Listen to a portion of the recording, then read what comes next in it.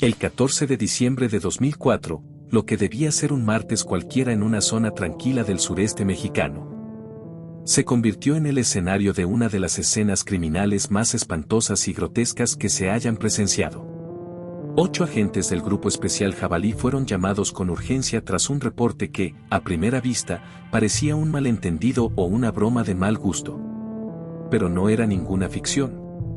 Lo que hallaron aquel día desafió cualquier noción de normalidad. Aquello no era un crimen común. Era una ventana abierta al horror más puro, a la barbarie más inimaginable.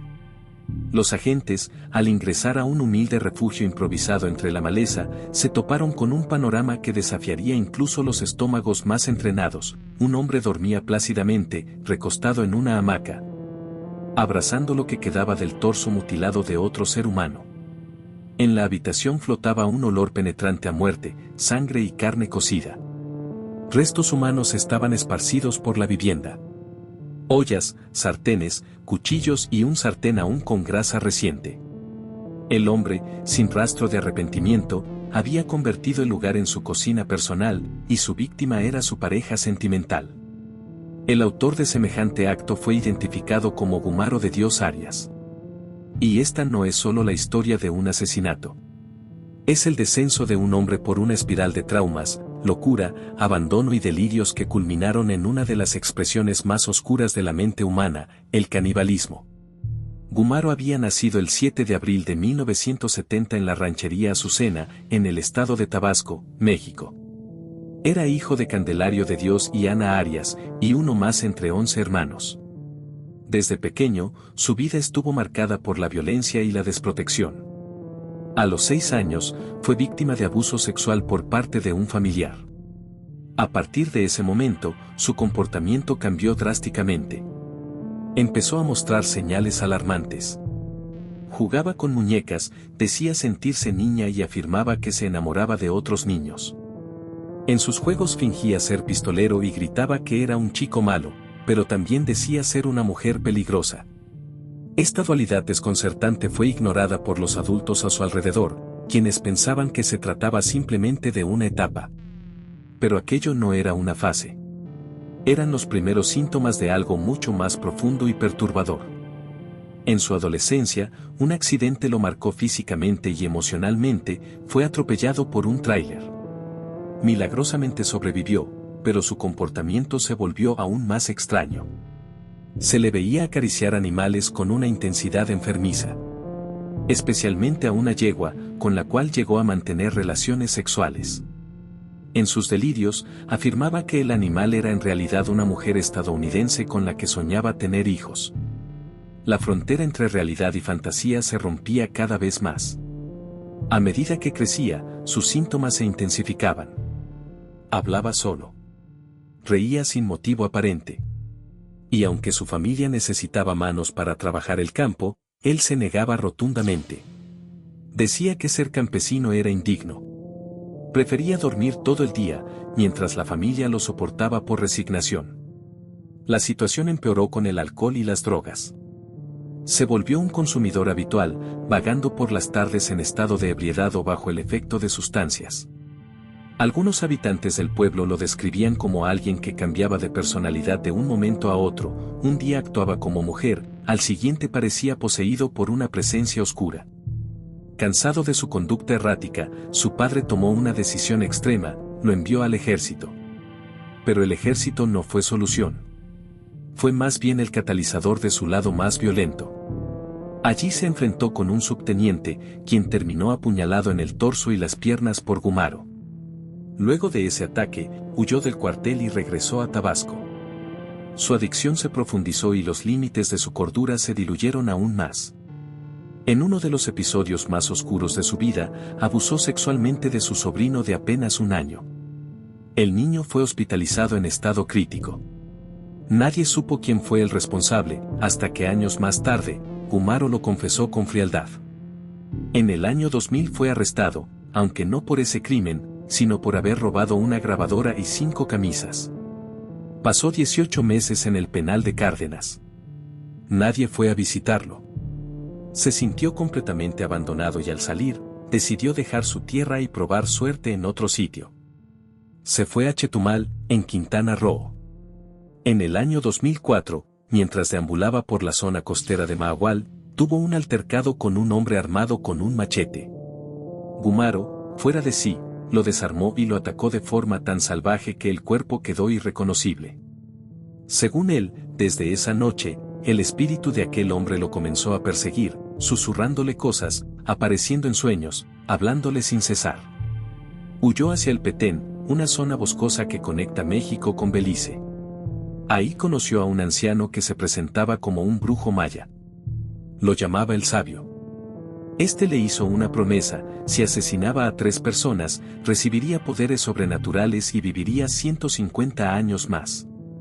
Gumaro, influenciado por las drogas, el delirio y su descontrol mental, aceptó. Fue en ese mismo lugar donde conoció a Raúl González, apodado el Pelón o el Guacho. Un joven de 19 años, también desertor del ejército. Tenía un tatuaje peculiar, un hombre con cuerpo de mujer. Ambos compartían un historial turbulento, adicciones y una desconexión total con la realidad. Se hicieron amantes. Se mudaron juntos a una palapa abandonada, una construcción en ruinas perteneciente a una inmobiliaria a un costado de la carretera Chetumal, Playa del Carmen. No trabajaban. Se mantenían robando casas y ofreciendo favores sexuales a turistas por unos cuantos pesos. El 12 de diciembre de 2004, los demonios internos de Gumaro terminaron de estallar. Esa noche, tras quedarse sin alcohol, le exigió a Raúl que le pagara una deuda de 500 pesos. Raúl dijo que no tenía el dinero. Eso bastó para que la furia de Gumaro se desatara. Tomó un cable grueso y comenzó a golpearlo sin piedad. Lo dejó inconsciente. Al despertar, volvió a exigirle el dinero. Raúl repitió que ya no lo tenía. Gumaro tomó un bloque de concreto y lo arrojó con fuerza contra su cabeza. Luego lo estranguló con el cable y lo colgó, como si fuera un trofeo. Pero no terminó ahí. Al anochecer, la adrenalina lo envolvió. Decidió que quería comérselo. Descuartizó el cuerpo. Cortó los músculos, separó las costillas, extrajo las vísceras. Al día siguiente, fue al mercado. Compró cebolla, tomate, chile y tortillas. Volvió a la palapa, encendió la parrilla y cocinó el corazón, los riñones, parte del muslo izquierdo. Usó la grasa del cuerpo para freír tortillas. Comió como si fuera un festín. Durante 3 días, se alimentó exclusivamente de carne humana.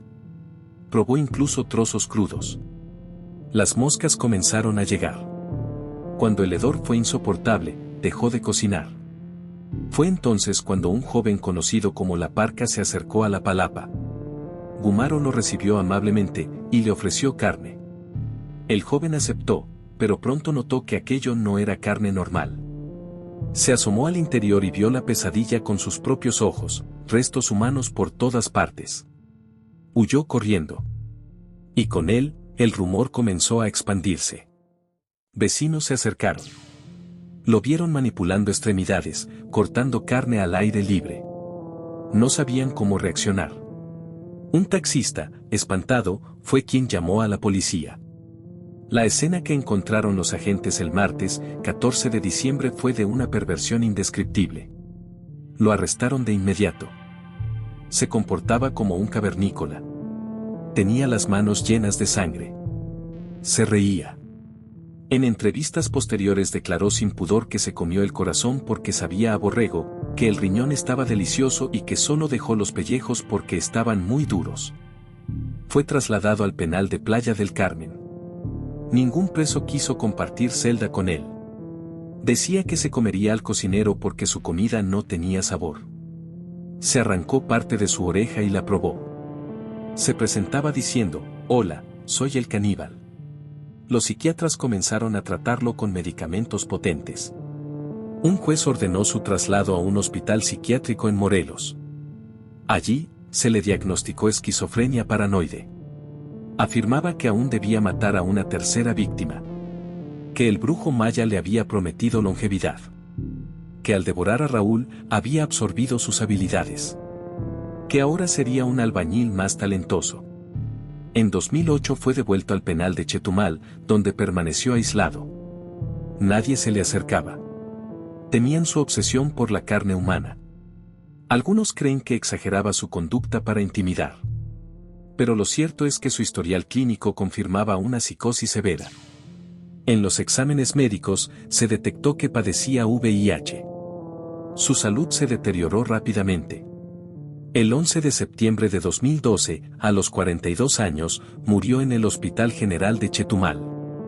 Fue enterrado en la ranchería Azucena, donde todo había comenzado. Su historia inspiró canciones, películas y leyendas urbanas.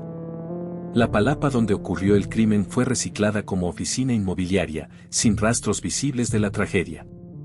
Pero quienes conocen el caso, aún recuerdan ese lugar como el escenario de uno de los actos más oscuros jamás cometidos por un ser humano.